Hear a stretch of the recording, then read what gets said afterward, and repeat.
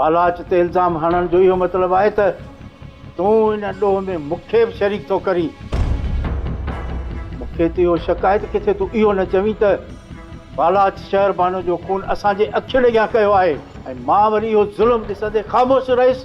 जेकॾहिं अञा बालाच तुंहिंजे नज़रुनि में मुजरिम आहे त पोइ तूं इहो चई छॾ त तुंहिंजो ईमान असांजे इंसाफ़ ऐं सचाई खां खॼी वियो आहे।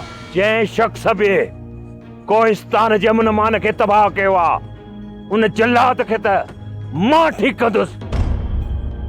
ही जमाल ख़ान हुन खे ठीकु कंदो। तूं फिक्र न कर हनी।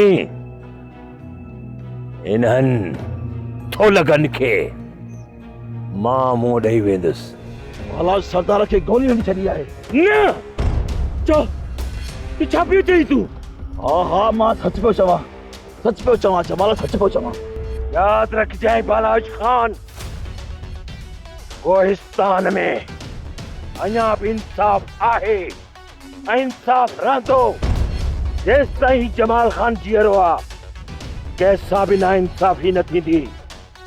मां मरी वञा पोइ भले केरु नाइंसाफ़ी करे त करे, जेसि ताईं सिसीअ में साह हुआ मां कंहिंसां बि नाइंसाफ़ी थियण न ॾींदुसि। सब्सक्राइब कयो असांजो official YouTube channel Sindh TV HD drama ऐं वधीक अपडेट लाइ बेल आइकन खे क्लिक करियो।